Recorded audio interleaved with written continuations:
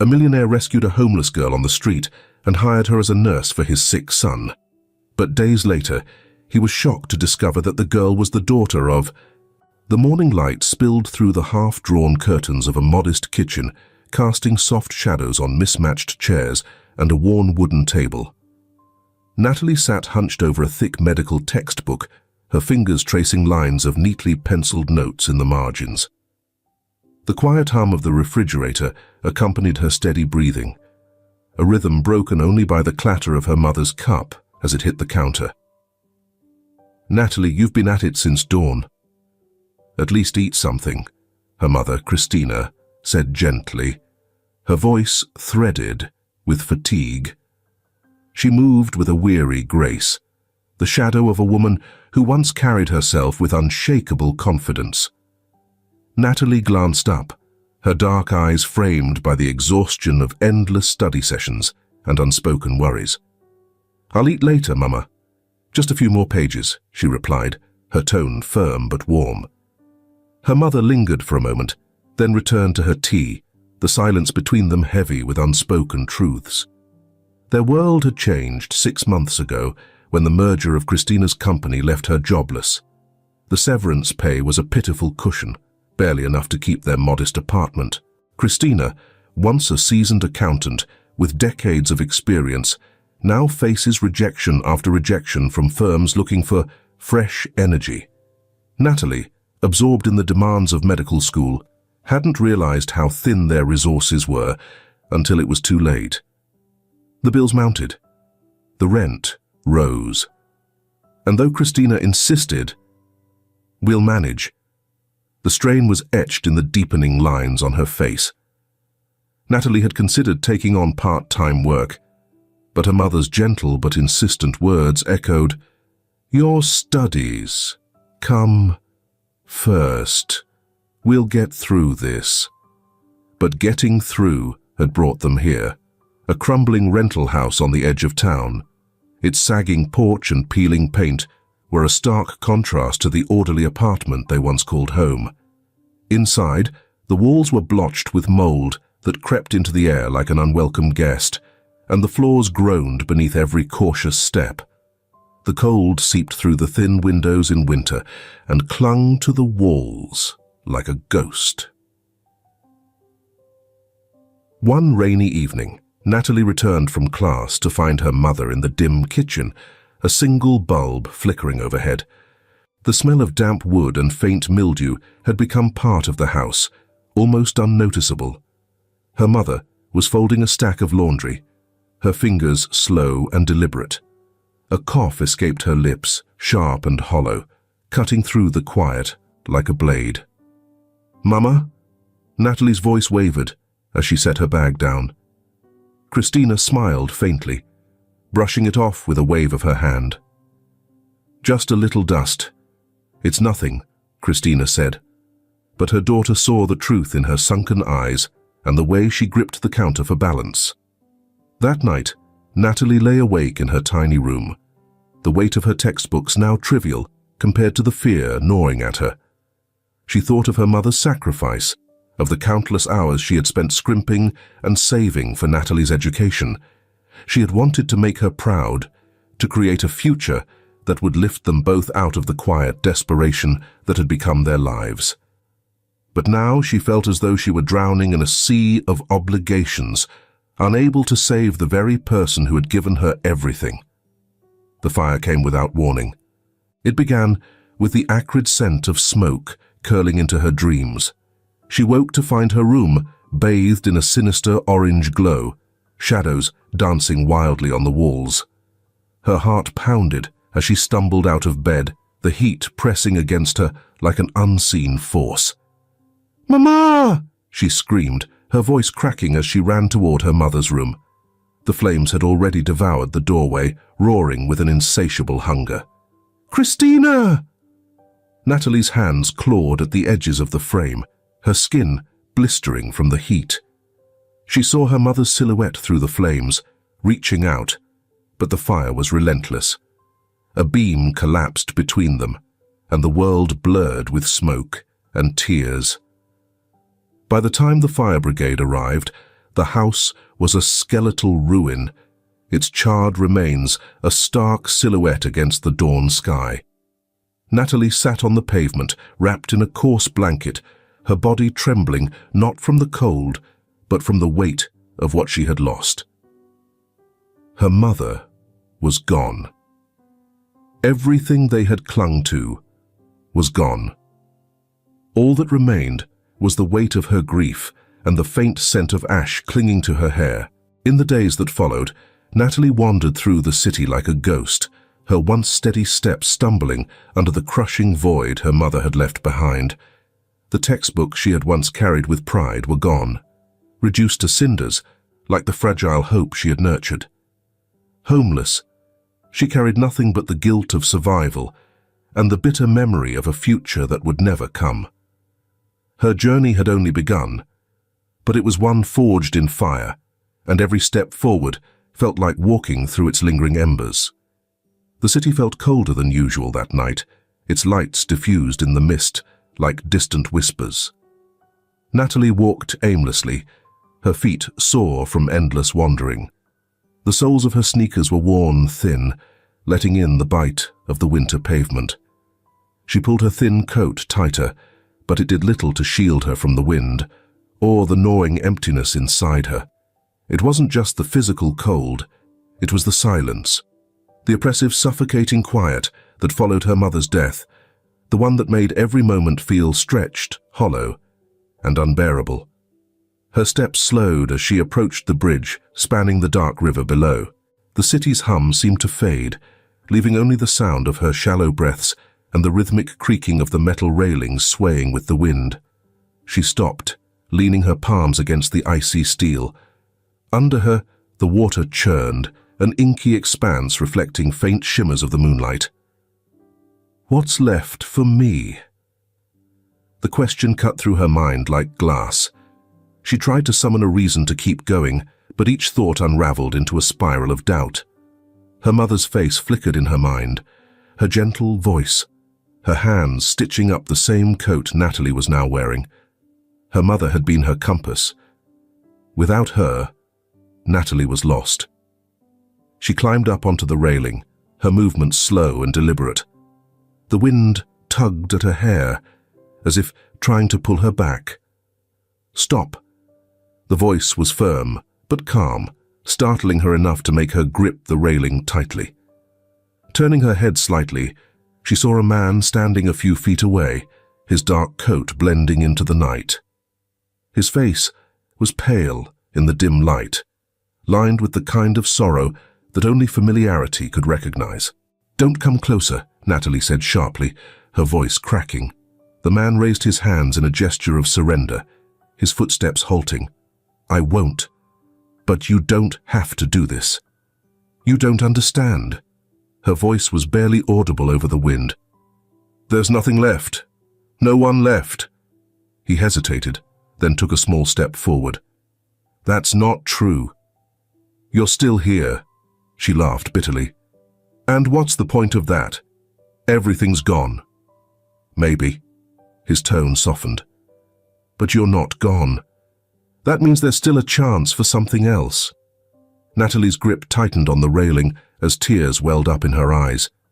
"You don't know what it's like to lose everything." The man's face shifted, shadows deepening his features.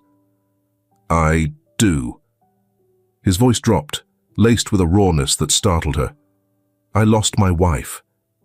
She was the best part of me, and when she was gone, I thought I'd never find a reason to keep moving, but I did." Natalie stared at him, her breath hitching. "How?" "Because I refused to let her be the last chapter of my story," he said simply. "And I can tell you, you don't want this to be your last chapter either." Something in his words struck her like a stone hitting still water, the ripples cutting through her despair. Her legs trembled, and with hesitant movements, she climbed down from the railing. The man exhaled softly, relief evident in his posture. "Thank you," he said, his voice steady. Natalie stepped back, arms wrapped around herself, as if trying to hold together the pieces of her fragile resolve. "Who are you?" she asked, her tone defensive, though there was no anger left in her. "Daniel," he replied. "And you?" "Natalie." "Well, Natalie," he said, gesturing toward the street behind him, "there's a cafe just down the block. Let me buy you a cup of coffee." She hesitated, her instincts warring between mistrust and exhaustion. Finally, she nodded, letting him lead the way. The cafe was warm, a stark contrast to the biting cold outside. Natalie sat hunched over a steaming cup, her hands trembling slightly as they gripped the ceramic.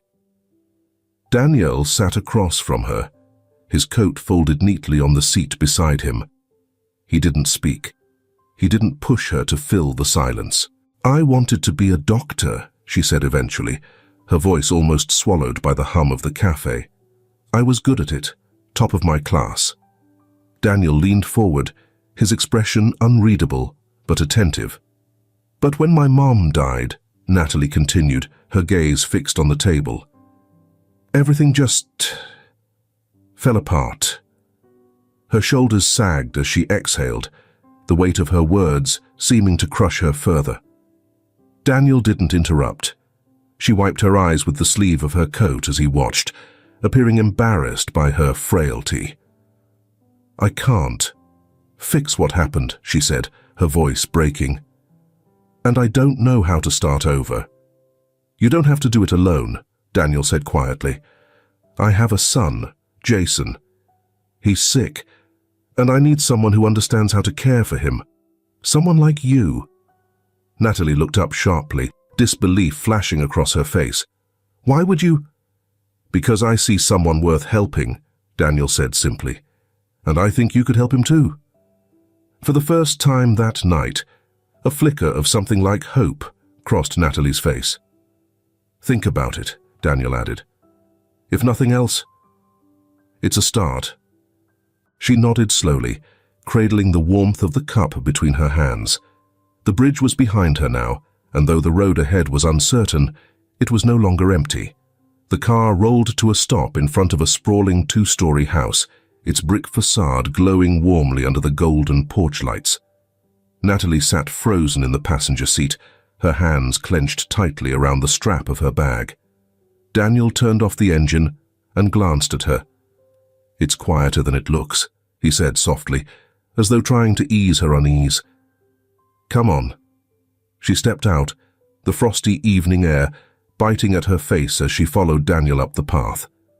The house loomed larger the closer they got, a far cry from the cramped apartments and transient shelter she had grown accustomed to. Through the large front windows, she caught glimpses of soft lighting and polished wooden floors. Her feet hesitated on the threshold. "This way," Daniel said, holding the door open. Inside, the air was warm, scented faintly with lavender. Following the brisk tapping of footsteps, there was a faint echo of dishes clattering from the kitchen. A woman appeared, her blonde hair styled into a neat twist, and her sharp blue eyes flickered between Daniel and Natalie. She was beautiful, polished in a way that made Natalie instantly aware of the scuffs on her shoes and the frayed hem of her coat. Daniel's next wife, she came to him when he was drowning in pain. That appearance, at least, warmed his heart, making him want to treat her well, too. "Tiffany," Daniel said, setting his keys on the entryway table. "This is Natalie. She'll be helping care for Jason." Tiffany's lips curled into a smile, though it didn't quite reach her eyes. "Welcome, Natalie. Daniel's mentioned you." "Thank you," Natalie murmured, her voice barely audible. Tiffany's gaze lingered a beat too long, her smile tightening. "I'll let you settle in before meeting Jason. Dinner will be ready shortly." With that, she turned and walked away, her heels clicking against the hardwood floor. Daniel led Natalie upstairs to a small but comfortable guest room. The bed was neatly made, and a stack of fresh towels was placed on the dresser. She stood awkwardly in the doorway, clutching her bag. "This is you," Daniel said, gesturing to the room. "Take your time. We'll introduce you to Jason once you're ready." Natalie nodded, her throat tight as she mumbled a thank you. When he left, she sank onto the edge of the bed. The soft mattress beneath her felt almost foreign, like something she didn't deserve. Her eyes wandered to the window overlooking the backyard. Beyond the manicured garden, a lonely swing hung from an old oak tree, swaying gently in the breeze. She traced its movement with her eyes, her thoughts swirling. What am I doing here? The weight of her grief and the strange newness of this place felt overwhelming. Her hands trembled as she unpacked her few belongings, arranging them on the dresser as if to make the room her own. She doubted it ever would be. The clinking of silverware and the polite exchanges of strangers served as the only sounds during dinner. Jason had been too tired to join them, Daniel explained. But Natalie sensed something unspoken in the way Tiffany's hand tightened around her glass of wine when he mentioned the boy. Later, Daniel knocked softly on her door. "Jason's awake if you'd like to meet him." Natalie followed him to a small bedroom down the hall. Jason lay propped up on a mound of pillows, his frame pale and thin under the soft glow of a bedside lamp. His wide brown eyes met hers with a mixture of curiosity and weariness. "Jason, this is Natalie," Daniel said gently. "Hi, Jason," Natalie said, her voice quiet but warm. The boy nodded, his small hand clutching a stuffed rabbit. "You're going to take care of me?" She hesitated, glancing at Daniel before kneeling by the bed. "If you'll let me." Jason studied her for a moment, then nodded again, this time with a faint smile. "Okay." In the days that followed, Natalie began to find her rhythm.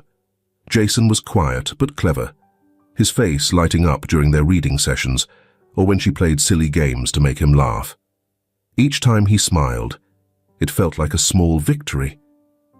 Yet, as she settled into her new role, the unease with Tiffany grew. The woman was polite, always offering a kind word or a tight smile. But Natalie couldn't shake the feeling of being watched.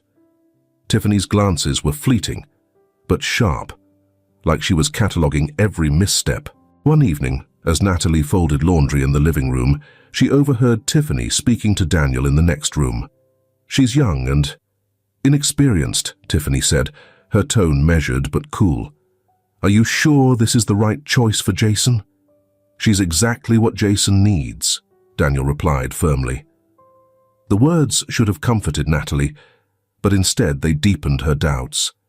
She returned to her task, her hands shaking slightly as she folded Jason's tiny shirts.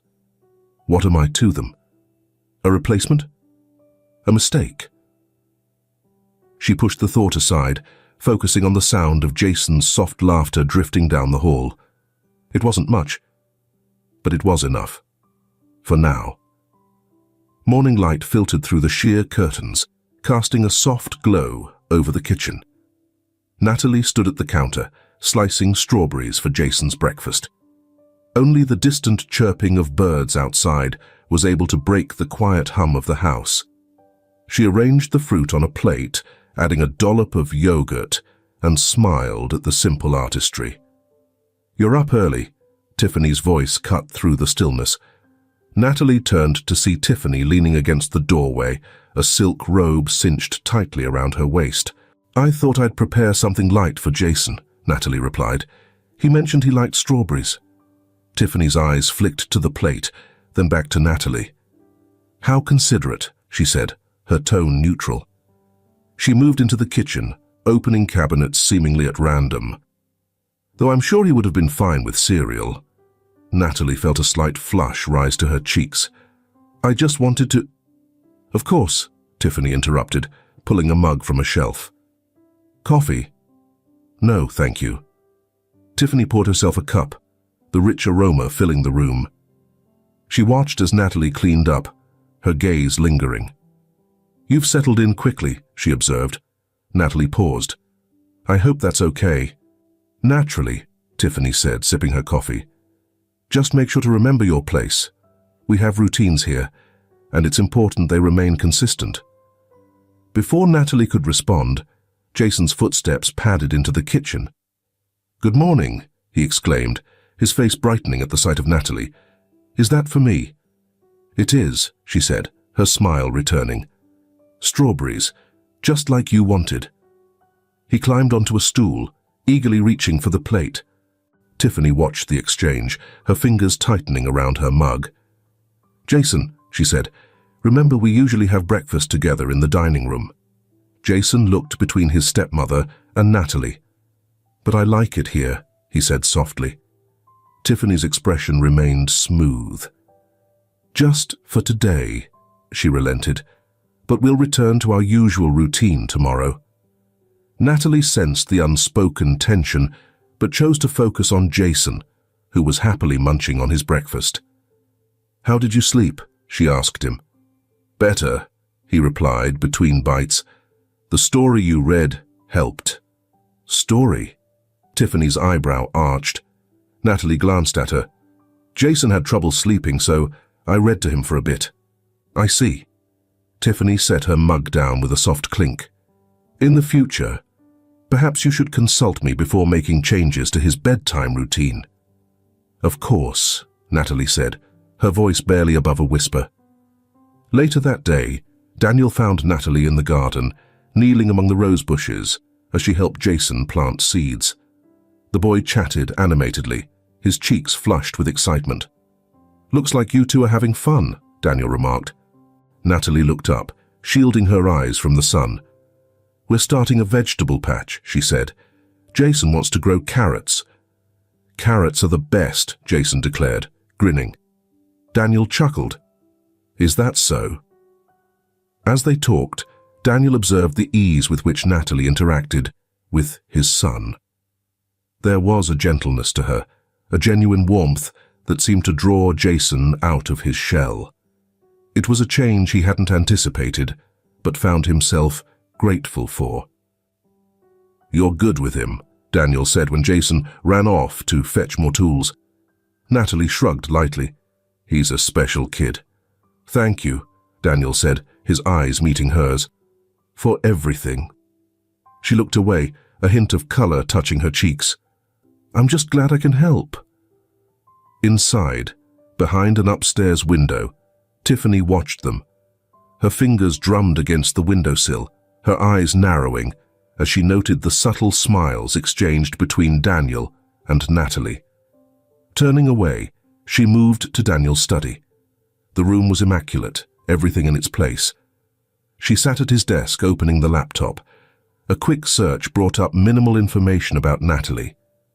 Frustrated, Tiffany delved deeper, checking social media profiles and university records. Bits and pieces emerged: a top student, a promising future cut short. There was mention of a tragedy, but details were scarce. "Interesting," she murmured to herself. The sound of footsteps approaching caused her to snap the laptop shut. Daniel appeared in the doorway. "What are you doing in here?" Tiffany smiled easily. "Looking for the financial reports. I thought I'd review them before our meeting tomorrow." He raised an eyebrow. "They're in the cabinet, where they always are." "Right," she said, standing up. "Must have overlooked them." Daniel watched her for a moment, something unspoken passing between them. "Is everything okay?" "Why wouldn't it be?" Tiffany replied, brushing past him. "Dinner will be ready at 7. That evening, as the household settled, Natalie retreated to her room. She sat by the window, the soft murmur of the house fading into the background. Below, she could see the faint outline of the garden, the newly planted seeds resting under the soil. She wondered if they would take root, if they would flourish here. A soft knock startled her. "Come in," she said. Daniel stepped inside, hesitating at the threshold. "I wanted to check on you." It seemed like Tiffany was a bit tense today. Natalie forced a small smile. "I think she's just protective." "Perhaps," he acknowledged. "But I want you to feel comfortable here. If there's anything you need—" "Thank you," she said softly. "But I'm fine." He nodded, lingering for a moment before turning to leave. "Good night, Natalie." "Good night." As the door closed, she let out a breath she hadn't realized she'd been holding. Doubt gnawed at her. Was she overstepping? Did she belong here? Downstairs, Tiffany sat alone in the dimly lit living room, a glass of wine in hand. She scrolled through her phone, eyes fixed on an old photograph of Daniel with his late wife. They looked so happy, so complete. A pang of insecurity tightened her chest. She switched to another tab, reviewing the sparse information she'd found on Natalie. There was more to uncover. There had to be. Determination settled in her eyes. "No one just appears out of nowhere," she whispered to herself. "And I intend to find out exactly who she is." The house was eerily quiet when Tiffany found what she had been searching for. It had taken hours of careful digging through Daniel's files, old emails and confidential documents, but the pieces of the puzzle had finally come together. She stared at the glowing screen, her fingers tightening on the desk's edge as her breath hitched. Daniel's company merger, the one he often referenced as a turning point in his career, had cost hundreds of employees their jobs. Among them was Christina, Natalie's mother. The cold, stark details were all there. The layoffs, the minimal severance packages, and the mounting struggles of those affected. Tiffany sat back, a triumphant but bitter smile curling her lips. She glanced at a family photo on the desk, Daniel smiling warmly, his late wife's arm around his shoulder, and a younger Jason perched on his lap. "Let's see how this plays out," she murmured. Later that evening, Daniel walked into his study, rubbing his temples. Tiffany was seated on the couch, her posture poised but rigid. A glass of wine rested in her hand, untouched. "You're working late," Daniel said, moving toward his desk. "Not exactly," Tiffany replied, her tone light but laced with something sharp. "I came across something interesting while reviewing old records." He paused, glancing at her. "What kind of records?" "Your merger," she said casually, taking a slow sip of wine. "You never mentioned the impact it had on some of the employees." Daniel frowned. "It was a difficult decision, Tiffany. You know that." "Do I?" she countered, standing. "Do you know who one of those employees was?" Christina. Natalie's mother. The air in the room seemed to shift. Daniel froze, his face paling slightly. "What are you talking about?" Tiffany moved closer, holding her phone out to him. "See for yourself. Natalie's mother was one of the employees let go after your merger. A single mother who lost everything. Does that sound familiar?" He stared at the screen, his hand trembling slightly as he took the phone. The words blurred together, but the weight of their meaning was undeniable. His shoulders sagged as he sank into the chair behind him. "I didn't know," he said softly, his voice thick with regret. "I didn't know her story." "But you knew the consequences," Tiffany pressed, her tone colder now. "You just didn't care enough to look closer." Daniel looked up at her, his eyes filled with anguish. "Tiffany, this wasn't intentional. It doesn't matter if it was intentional," she interrupted. "The damage was done. And now, she's here, living under this roof, completely unaware that you're the reason for everything she's lost." The silence that followed was deafening. The next morning, Tiffany found Natalie in the garden, watering the newly planted seeds. The young woman looked up and smiled faintly, but Tiffany's gaze was steely, her steps purposeful. "I thought we should talk," Tiffany said, her voice cool. "Of course," Natalie replied hesitantly, setting the watering can aside. Tiffany crossed her arms. "Do you know why Daniel offered to help you?" Natalie blinked, confused. "Because of Jason. He needed someone to—" "No," Tiffany cut her off, her tone sharp. "It's guilt, Natalie. He feels responsible for what happened to your mother." Natalie's heart skipped a beat. What do you mean? His merger, Tiffany said, her words deliberate. The one that made him so wealthy. It cost your mother her job. It's why your life fell apart. Why she... She stopped just short of finishing the thought, her meaning clear. Natalie felt the ground shift beneath her.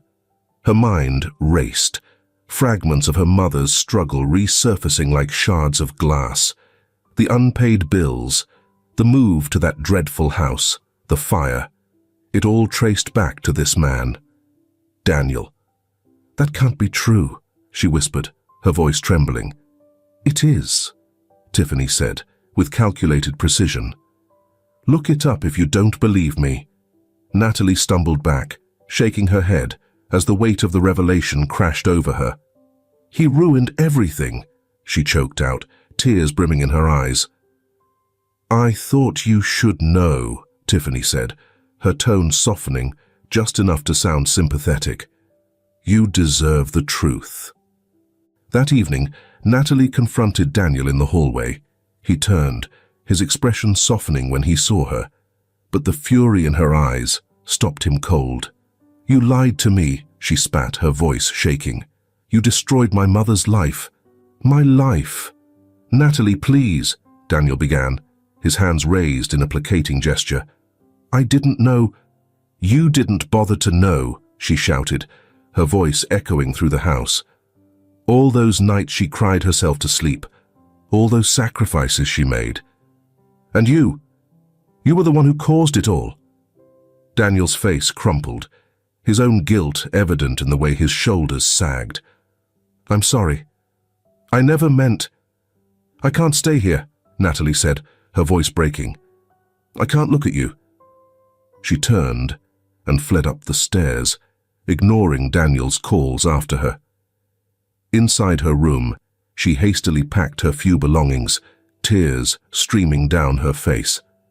By the time Daniel reached the front door, she was already gone, her figure disappearing into the night. He stood there, the cold wind biting at his skin, his chest heavy with a pain he hadn't felt in years. Tiffany watched from the shadows of the living room, her wineglass raised in a silent toast. For the first time in weeks, she allowed herself a genuine smile. Natalie was gone. The city swallowed Natalie whole. The streets blurred as she trudged through the damp evening, the weight of her bag digging into her shoulder. Her breaths were shallow, her chest tight, and her thoughts spiraled uncontrollably. The anger that had flared so fiercely when she left Daniel's house now simmered into a hollow ache. Why didn't I see it before? She thought bitterly. All the kindness, all the opportunities. It wasn't about helping me, it was about him, easing his guilt. Her steps slowed, her body screaming for rest. Natalie found herself slumping against the wall of a narrow alley, her knees buckling as the exhaustion overtook her. She sank to the ground, her back pressed against the cold brick. She clenched her fists, her nails digging into her palms. Her mother's face flashed in her mind, weary but smiling. We'll get through this, she had always said. But they hadn't. They'd been crushed under the weight of a system Natalie now realized Daniel had helped build. In Daniel's home, the silence after Natalie's departure was deafening. Jason noticed immediately. Where's Natalie? He asked that morning, his voice small and trembling.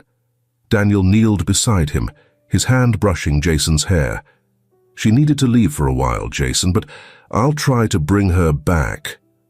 Jason frowned, his lip quivering. Did I do something wrong?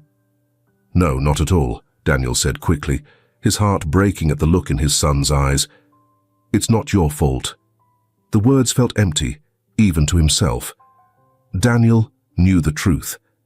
It was his fault. Natalie had walked out because of him, because of choices he had made years ago, without thinking of the lives they might destroy. Days passed, and the absence of Natalie began to eat at Daniel. He tried to throw himself into work, But the sight of Jason's quiet despondence made it impossible. The boy, once animated under Natalie's care, had retreated back into himself. He refused to eat more than a few bites and no longer asked to read bedtime stories. "Dad," Jason said one night as Daniel tucked him in, "can you bring her back?" Daniel's chest tightened. "I'm trying, Jason. I promise." Daniel's attempts to locate Natalie began with cautious inquiries, but soon turned desperate. He sent messages to hospitals and shelters, his calls growing more frantic as the days stretched into a week. Each lead fell flat, leaving him more hollow than before. "She's gone, Daniel," Tiffany said one evening, her tone tinged with exasperation. "You did what you could." But he couldn't accept that. He couldn't shake the image of Natalie's tear-streaked face and the anger in her voice. It haunted him in the quiet hours of the night. Natalie's days bled into one another. The money she had taken barely stretched far enough for food and shelter. Her health began to falter.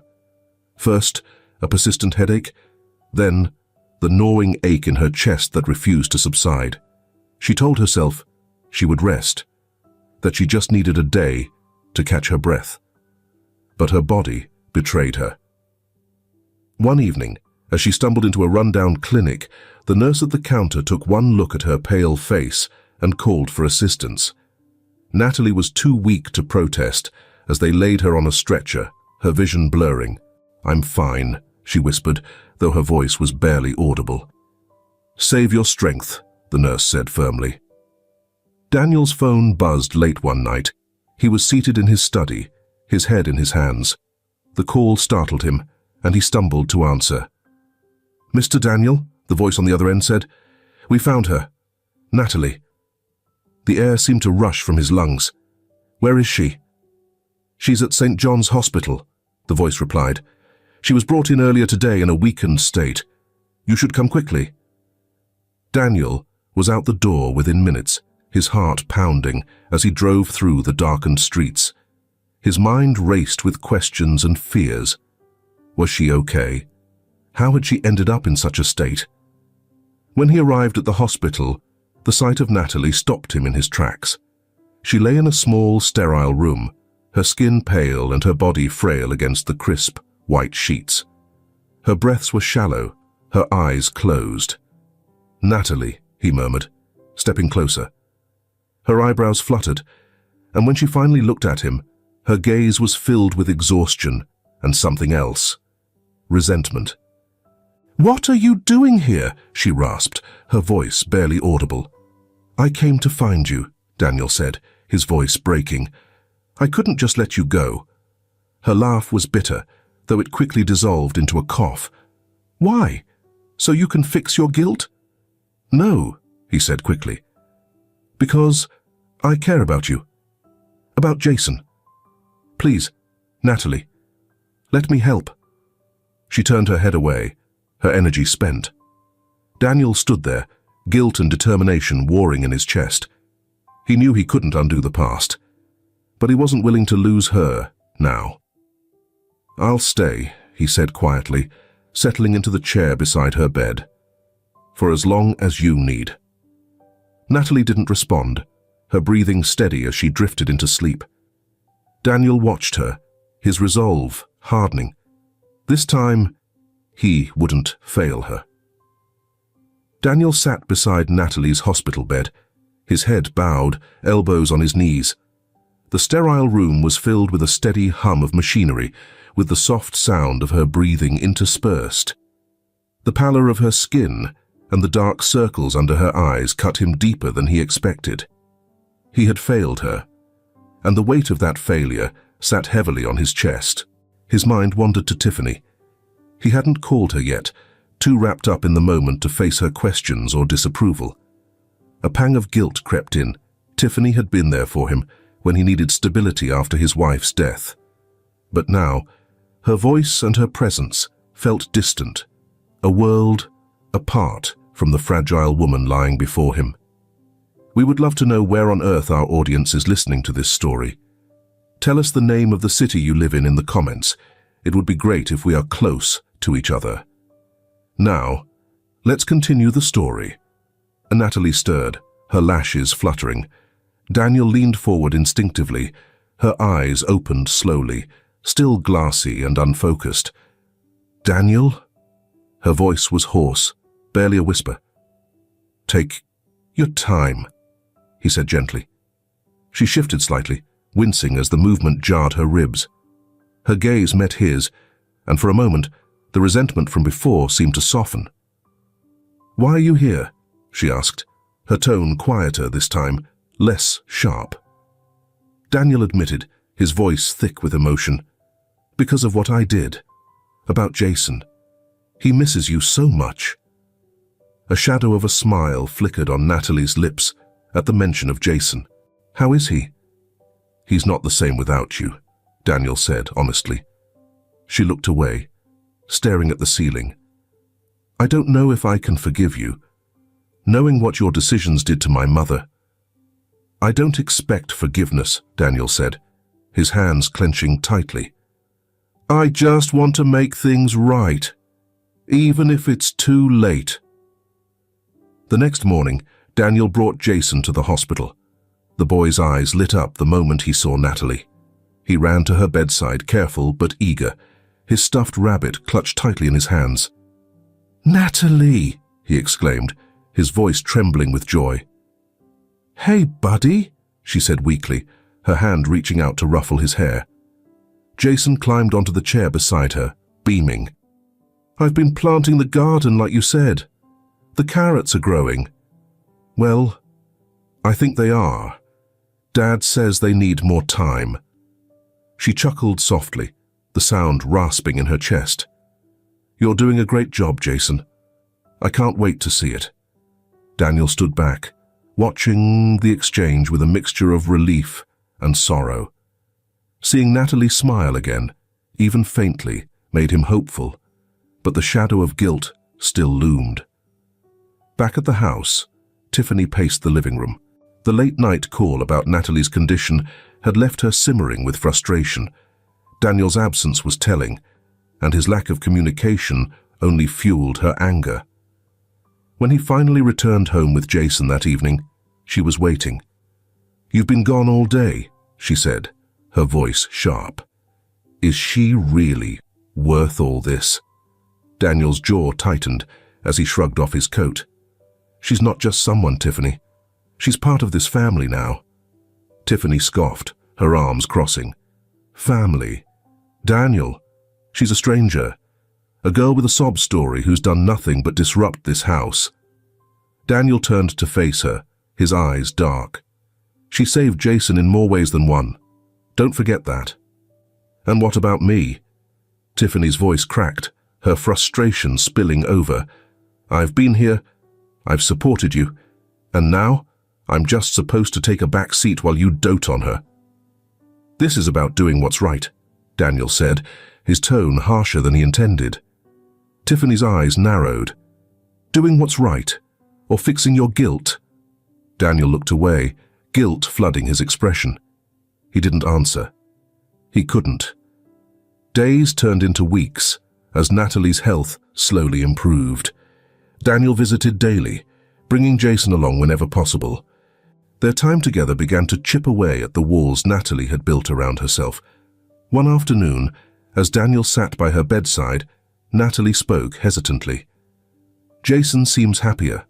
"He is," Daniel replied, his voice soft. "Because of you." "I'm not sure I can go back to the house," she admitted, her gaze distant. "I think Tiffany doesn't feel comfortable. She'll never accept me." Daniel's chest tightened.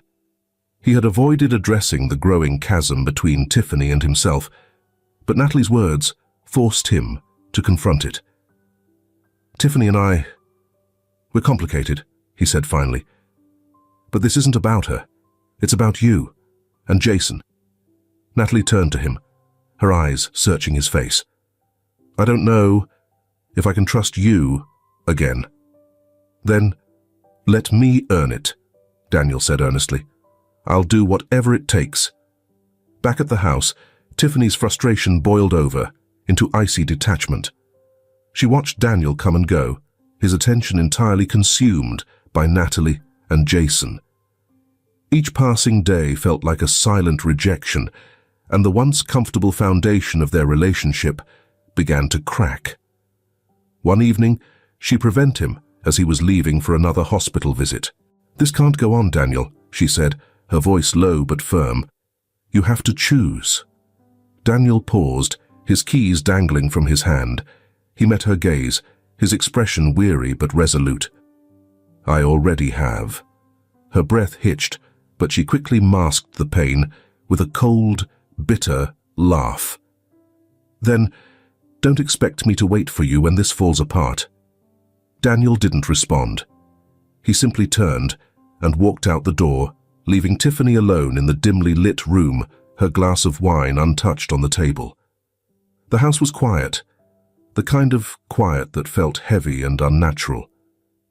Tiffany sat in the darkened living room, staring into the dying embers of the fireplace. Daniel hadn't come home for dinner again.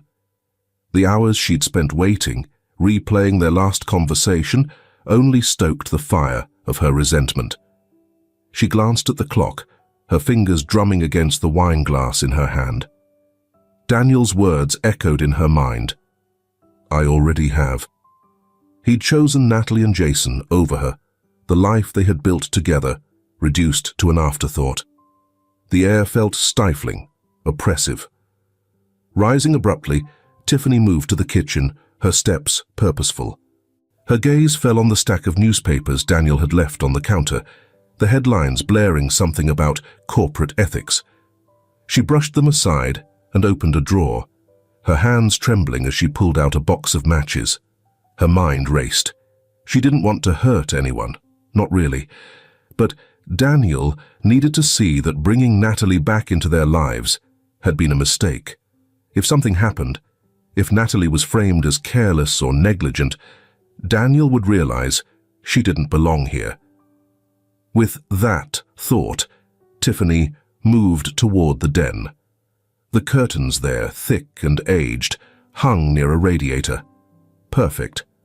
Striking a match, she hesitated only briefly before touching the flame to the fabric.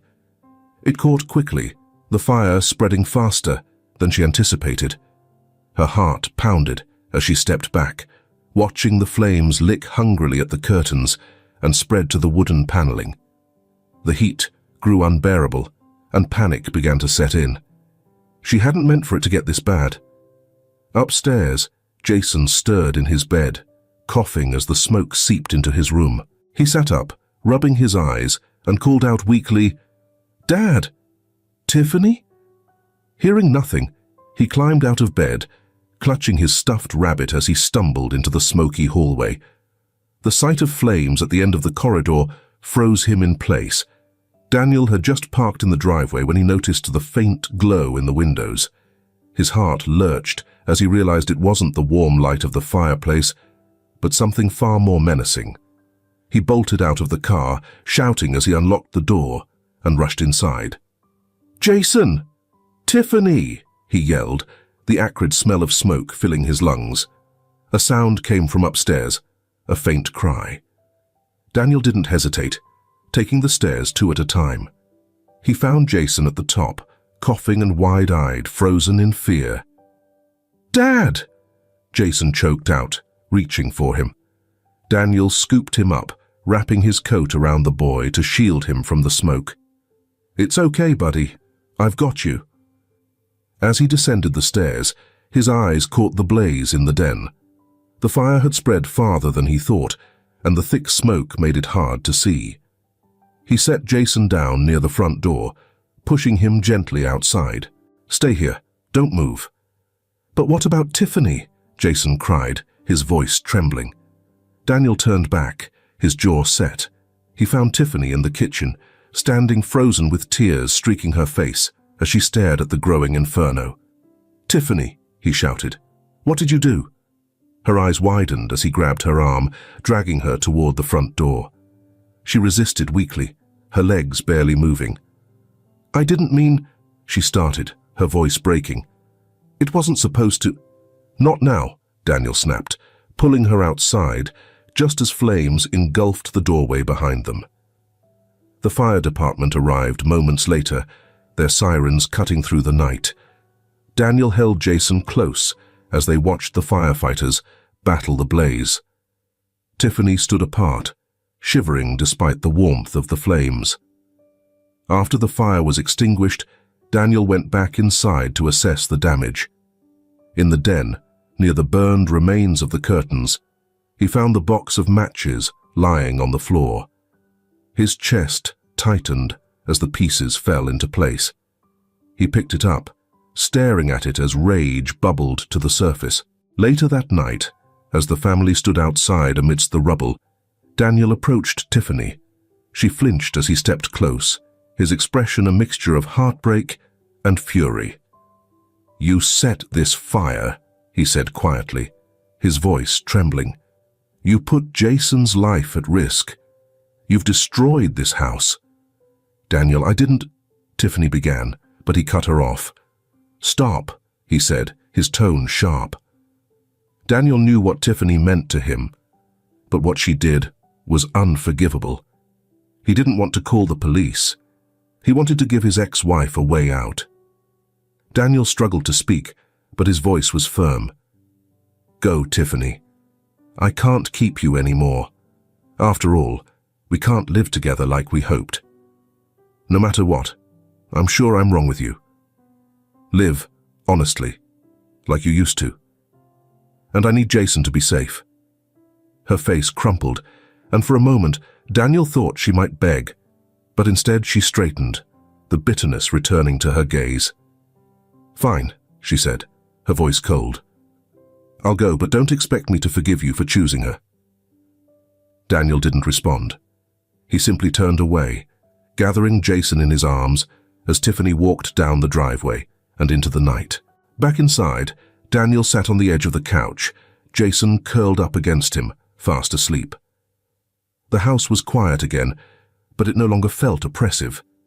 It felt empty, yes. But for the first time, Daniel realized that emptiness could be a place to start anew.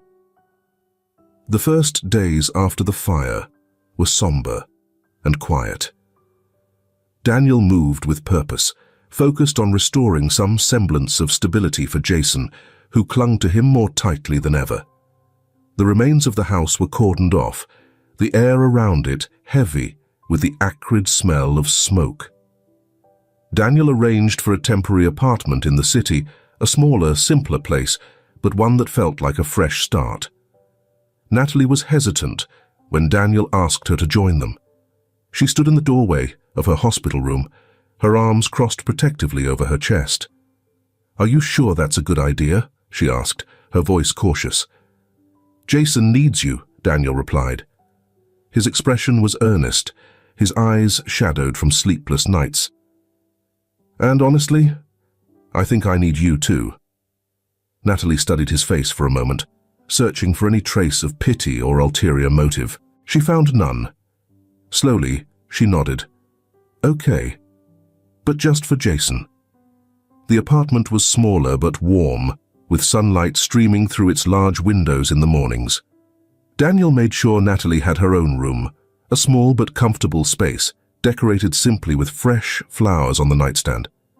Jason was thrilled to see her again, running to her the moment she arrived, his arms outstretched. "Natalie!" he cried, his face lighting up. "Hey, Jason," she said with a smile, kneeling to embrace him. His arms wrapped tightly around her neck, and for the first time in days, she felt a sense of belonging. The days settled into a gentle rhythm. Natalie helped Jason with his schoolwork and spent afternoons with him at the park, watching as he laughed and played with a freedom she hadn't seen before. Daniel often joined them, sitting quietly on the bench, a faint smile on his face as he observed the bond between his son and Natalie. At dinner, the three of them sat around the small kitchen table. Daniel cooked most nights. His attempts at simple dishes often met with Jason's enthusiastic approval and Natalie's gentle teasing. "Are these supposed to be pancakes or paperweights?" she joked one evening, poking at the slightly overcooked stack in front of her. Daniel chuckled, his cheeks reddening. "I'm a work in progress." Jason giggled, his laughter filling the space like a balm. Natalie's own laughter followed, soft but genuine. Despite the light moments, Daniel found himself struggling with conflicting emotions. At night, after Jason was asleep, he often sat alone in the living room, his mind a whirl of guilt and uncertainty. He couldn't deny the growing warmth he felt toward Natalie, the way her kindness and resilience seemed to draw him in. But each time the thought surfaced, he pushed it away, reminding himself of the complications, the age gap, and the shadow of Tiffany still lingering. Natalie, too, was undergoing a quiet transformation. The walls she had built around herself began to crack, her once distant demeanor softening as she allowed herself to accept Daniel and Jason's care. There were moments, fleeting but powerful, when she caught herself feeling safe. One afternoon, as she sat on the couch reading with Jason, Daniel entered the room with a tray of tea. He placed it on the table and lingered for a moment, watching the two of them. "You're good for him," Daniel said quietly. Natalie glanced up, surprised. "I think he's good for me," she admitted. "You both are." Daniel smiled, his gaze holding hers for a beat too long before he cleared his throat and turned away.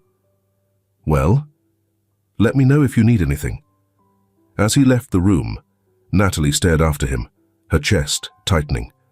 For so long, she had believed herself unworthy of stability, of love. But here, in this small apartment, filled with warmth and laughter, she felt something she hadn't in years. Hope. One evening, as Daniel was cleaning up after dinner, Natalie lingered at the counter, drying the last of the dishes. "Thank you," she said suddenly, her voice breaking the comfortable silence. Daniel looked up, his hands pausing over the sink. "For what?" "For everything," she said, her eyes meeting his. "For taking me in, for not giving up on me, even when I wanted to give up on myself." His chest tightened, and for a moment, words escaped him. Finally, he said, "You've given us just as much, Natalie. More than you know." The weight of the moment hung between them, unspoken but palpable. Natalie looked away first, her cheeks warming. "Good night," she said softly, retreating to her room. Daniel watched her go, his heart heavier and fuller all at once. As the days turned into weeks, the three of them began to feel more like a family. Jason's laughter returned in full force. Natalie's health improved steadily, and Daniel found a strange sense of peace in the chaos that had brought them together. But beneath the surface, both Daniel and Natalie wrestled with emotions they weren't yet ready to confront. Sitting in the dim glow of his desk lamp, he sifted through old reports from the merger that had irrevocably changed so many lives. The choices he had made in the pursuit of success connected Natalie's story to countless others. He couldn't undo the past, but he could begin to make amends. The next morning, over breakfast, Daniel broached the subject. "I've been thinking about starting a foundation," he said, glancing between Natalie and Jason, "to support families affected by the merger, like yours, Natalie." Natalie paused mid-bite, her fork hovering in the air. "You mean helping people who lost their jobs? Their homes?"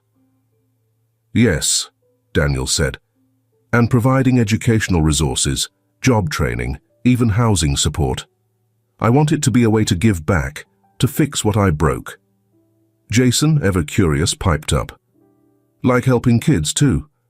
Daniel smiled at his son. "Exactly. Families and kids who need a fresh start." Natalie set her fork down, her expression thoughtful. "It's a good idea," she said softly. "But it'll take more than money. People need to feel heard, understood." Daniel nodded, his gaze steady. "That's why I want you to be a part of it." Her eyes widened in surprise. "Me? You understand better than anyone what these families have been through," he said. "You could help shape how we support them." The vulnerability in his voice made Natalie hesitate, but Jason's enthusiastic grin swayed her. "You'd be great, Natalie," he said. "You're good at helping people." She couldn't help but smile.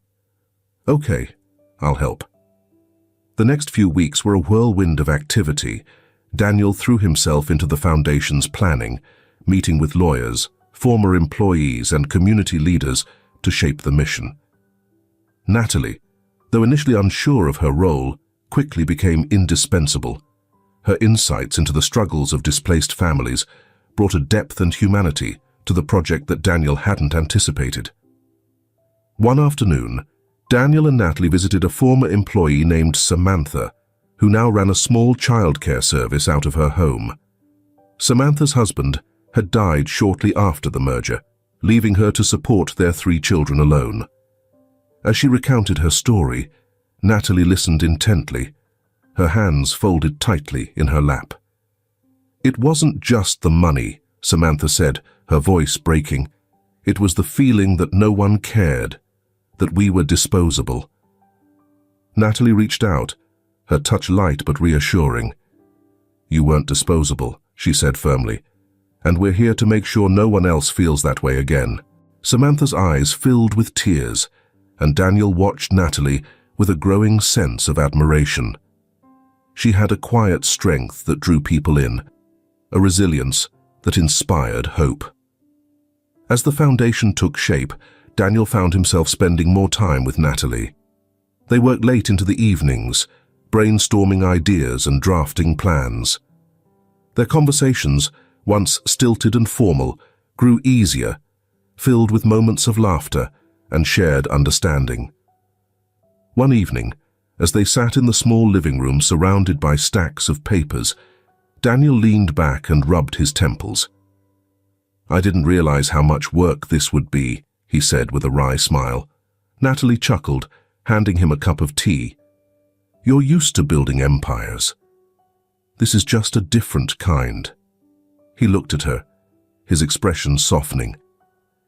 "It feels different because it matters more." She met his gaze, something unspoken passing between them. The air felt charged, but neither moved to break it. Instead, Natalie looked away, focusing on the papers in her lap. Jason, meanwhile, flourished in their new life. He often accompanied Natalie to community meetings, his boundless energy bringing smiles to weary faces.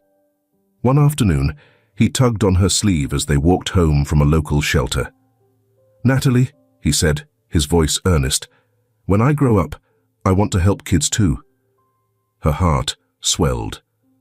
"You will, Jason. You already are." His grin was wide and unrestrained. "You think so?" "I know so," she said, ruffling his hair. Daniel watched the exchange from a few steps behind, his chest tightening. Natalie had become more than a caregiver for Jason. She was a part of their family now, though he hadn't yet found the courage to say it aloud.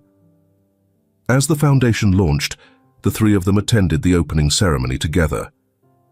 Daniel spoke first, his voice steady but filled with emotion. He acknowledged his past mistakes and expressed his commitment to building a better future. Natalie spoke next, sharing her story with quiet strength. Her words resonated with the crowd, and Daniel felt a surge of pride. Later that evening, as they walked home, Jason skipped ahead, his laughter echoing in the crisp night air. Daniel and Natalie walked side by side, their steps in sync. "You were amazing today," Daniel said, his voice low. Natalie glanced at him, a faint smile playing on her lips. "So were you." They walked in comfortable silence for a moment, before Daniel spoke again. "I couldn't have done this without you." "You could have," Natalie replied. "But I'm glad you didn't have to." Their eyes met, and for the first time, Daniel allowed himself to imagine a future, not just for Jason, but for the three of them together. It was a fragile hope, but it was enough to keep him moving forward. The audience applauded. Natalie was glancing at Daniel and Jason. Sometimes, that light comes from unexpected places, from people who refuse to give up on you, even when you've given up on yourself. As the evening wound down, the three of them found a quiet corner to sit. Jason was busy coloring on a scrap of paper, his energy seemingly endless even after the long event. Daniel and Natalie watched him in silence, their shoulders brushing as they leaned back in their chairs. "This feels surreal," Natalie admitted, breaking the silence. Daniel glanced at her. "It feels right," he said simply. She looked at him, her expression unreadable. "Do you think this is enough to make up for everything?" "It's a start," Daniel said, his voice steady. "We can't change the past, but we can shape the future." She nodded, her gaze drifting back to Jason. "He's lucky to have you." Daniel hesitated, then said, "He's lucky to have us. You've given him so much. Hope, stability, love." Natalie's cheeks flushed, and she looked down at her hands. "I didn't think I'd ever have those things for myself, let alone give them to someone else." "You deserve them," Daniel said, his voice firm. "More than anyone I know." Their eyes met, the weight of their journey reflected in their shared gaze. Daniel reached out, his hand brushing hers lightly. It wasn't a grand gesture, but it was enough to convey what words couldn't. Jason looked up from his drawing, oblivious to the moment between them. "Are we going home now?" Daniel smiled, his hand resting on Jason's head. "Yeah, buddy. Let's go home." As they walked out into the cool night air, the stars above seemed brighter than usual. For the first time in years, Daniel felt a sense of peace, not the fleeting kind that came from distractions, but the kind that came from knowing he was exactly where he was meant to be. Natalie felt it too, her heart lighter as she glanced at the man beside her and the boy ahead of them. They had found their way through pain, through loss, and through doubt. Together, they had built something new, something whole. And for the first time, the future didn't seem so daunting. It seemed hopeful. If this film touches your heart, leave your mark with a like, and don't forget to subscribe to our channel to explore more meaningful stories with us. Share your feelings with us and tell us your own stories. Every word you share is a building block that helps create our strong and enduring community.